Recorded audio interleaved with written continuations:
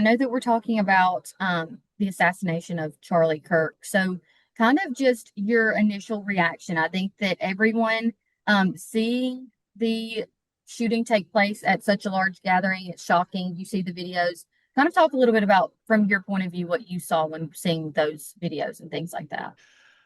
Well, initially, other than the absolute horror of it, one of the things that struck me from a forensics perspective is the fact that only one shot was fired. Many of these shootings that we have nowadays, you have individuals that will fire multiple rounds at a scene. All you have to do is think back to the recent shooting in Minnesota at Mass with the Catholic school there. Uh, and that's kind of arbitrary, I think, just randomly, this was not, there was a level of precision to this. The fact that the crowd was they only heard one report of a rifle. And when I say report, I mean the sound kind of traveling forth. And you've got a big group of people that are assembled down there. So 3,000 sets of ears. That was a crowd estimate, at least.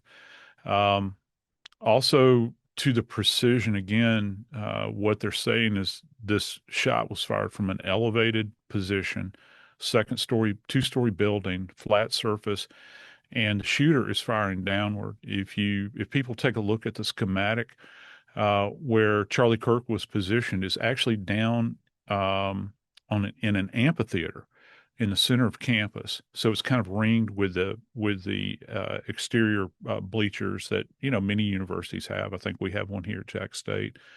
Subject is firing from an elevated position down.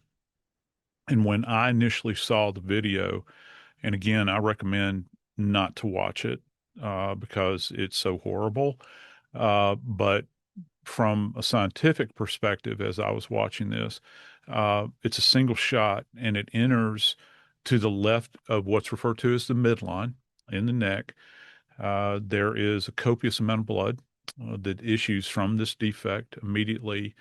And one of the things that was kind of interesting is that Charlie actually it he actually drew his right arm up. There were many people that were that have come across my feed and have reached out to me and said this reminded them of JFK. You remember infamously in the Zapruder film, he raises his hands. This is generally a response, a neuromuscular response. Just to kind of frame it, if you ever watch college football and people get hit in the head or they sustain a spinal injury, this neuromuscular response, it almost looks like they're seizing. Well, his right hand raised like this, and then he topples over. Um, the clearance that the shooter had because he was under a tent, Charlie was positioned under a tent. Um, it had to clear that on the top side. And then this is the really chilling part. This round passed over the tops of hundreds of people's heads that were gathered there just forward of his seating position. And it wound up here. And again, you can have a professional shooter that can come on and talk about things like bullet drop and the wind and all that sort of stuff. Um, I knew it was odd in one sense because we only heard one shot. And as it turned out, FBI is now revealing that they have recovered a bolt action rifle. Initial reports are that it is a Mauser 30-06. So that's a 30 caliber round. The '06 part comes in. The round was actually developed in 1906. It's a weapon. It's a weapon of war that was used in World War One, World War Two, and into Korea. That caliber was okay. The Mauser is a German manufactured weapon originally. So one of the things that kind of struck me about this is how, because a Mauser is a very robust weapon. It has a wooden stock. It's not like a modern weapon where it's like easy to break down. How did he get that up on the roof and nobody see him? Also, the video that we have of him coming off of the building, it doesn't appear that he has a weapon in his hand, but this weapon was found deposited out in a wooded area that's just adjacent to campus. It's not like it's out in the wilderness where they found this. And The authorities believe that that was his exfil area. He was moving away from the spot at that point in time, left it there. Another odd piece to this, he didn't cycle the weapon apparently because the spent round was still in. With a bolt action rifle, you physically have to cycle it like this and introduce a new round or a live round into the chamber. That didn't happen, Gracie. It didn't happen. And he actually deposited this weapon with that spent round still in place. They've recovered a palm print from the surface of the weapon. But again, if this kid has never been, the alleged suspect has never been hooked up on charges, his prints are not going to be in NCIC. So you won't have anything that matches back to him. I mean, it's great that they recovered it. You can get a print from him now. They can compare that. But if folks are thinking, yeah, they'll put it into the system and find it, I think that that would be a fool's errand. You're not going to find it there. They'll run it anyway. Um, there were other prints that were left behind. There's an image from the top of the building that has emerged now because the top of the building is actually covered in gravel with evidence markers surrounding it. You can see where there's an impression in the gravel that appears to be consistent with somebody laying in a prone position, and the line of sight is directly where Charlie Kirk was positioned from there.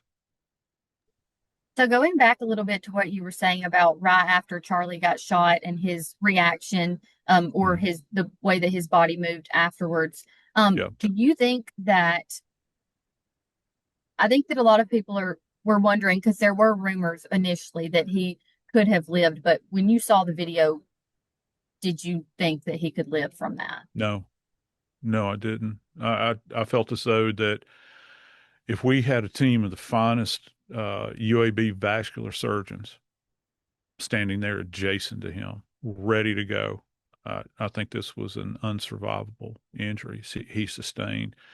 I haven't seen the autopsy results. I don't think that any of us will until after, and there will be a trial. They're putting together a packet right now.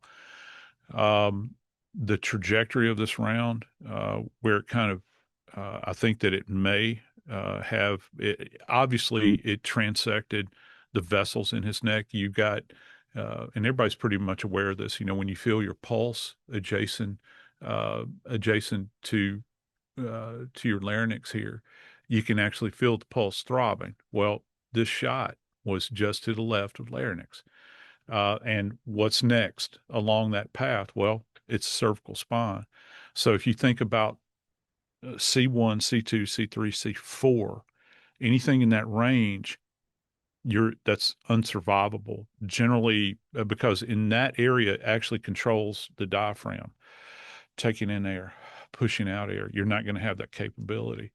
Um, I think that people want to try to take comfort in the idea that that maybe this was instantaneous. He didn't suffer. I can't answer that truthfully. I don't know, but I will say this was unsurvivable. Certainly unsurvivable injury that he sustained. And you talked a little bit about the distance that the shooter was from Charlie and where the bullet landed. Where do you think that he was possibly, is there any way to know where you think he was aiming? You wouldn't think that he would aim for his No, neck. I don't know that we could necessarily get an idea as to where he was aiming. However, the trajectory, trust me, the FBI is going to be all over this. This area is going to be locked down. They're going to do they're going to go back in and do a shooting recreation in this environment. And again, you're dealing with one shot. They will have to approximate the location where Charlie Kirk was positioned relative to where they suppose that the shooter was positioned. I'm not saying this is an elementary thing to do, but when you consider some of the crime scene reconstructions that the state and state officials, state forensic scientists, as well as FBI forensic scientists do, this is going to be kind of simplistic relative to this. They can get an idea, but there are too many other factors that are associated. Let's just say there is actually something that is referred to as bullet drop. From 200 yards, I don't think you're talking about that much bullet drop, if any at all. And what that means is very simple. What that means is when a round is fired, just like every person on Earth, we're all impacted by gravity. Well, projectiles are no different. So gravity is going to begin to pull that round actually down like this. So let's just say that an individual may have been aiming, for center mass of someone's head. It could drop, potentially that much, but you also have crosswinds, you have tailwinds, all these other things kind of affect it. They can get a generalized idea though, and they're going to do quite the recreation that will eventually be presented in court. I can guarantee you that.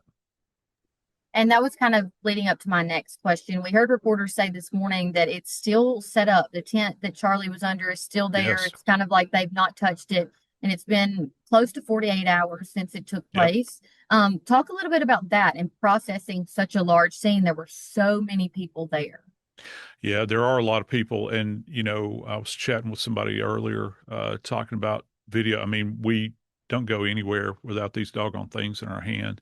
And when you go to an event like this with such a high profile subject, uh, people are going to be videotaping everywhere. So you've got multiple POVs. Uh, the question is, how many people fled just out of fear and they left? They took the evidence with them. You're going to have multiple perspectives, which is completely different. You talk about, like people have thrown out the JFK assassination. You had one POV, and that was the Zapruder. Well, there may have been others, but the Zapruders, nobody had phones back then, to videotape these things. They're going to lock this down. And let me tell you, let me just break this down to you because that is not the only scene you have here. This is how complex this is. So in forensics, what we teach here is that you've got primary, secondary, and tertiary scenes. So with the site where Charlie was shot, that's going to be your primary scene. The roof is a scene. Where the weapon was deposited is a scene. This guy's domicile is a scene. His car is a rolling scene. If it was parked, we've heard information that it may have been parked in a church. We don't know. We haven't been able to confirm that yet. The car may have been, in a parking lot somewhere there. That was a conveyance for him to show up in order to perpetrate this scene or this crime. That's going to be a scene. So any other location, it's not just about in the heart of this university, the scene being locked down in the tent, and good on them that they've done that. There's going to be a lot of other spots that are locked down. This is a massive undertaking. I think and again, this is just me stating an opinion here, but I think one of the biggest concerns, particularly nowadays, was this suspect affiliated with anybody else? Was there anybody else involved? Because if he has comfort with this level of violence, if there's anybody else in his cohort, you really want to try to figure out if they're capable of this as well and interdict that situation. So there's a lot. It's not just that this is solved and that we're going to move on. No, no, no, no, no. That's not how this works at all. This is going to be a very complex investigation moving forward. And we heard the FBI and law enforcement say this morning that, this is a historic arrest. It happened in a historic amount of time, is basically what they were saying. Do you think that? Do you think that it was very quick from what they were basing this off of?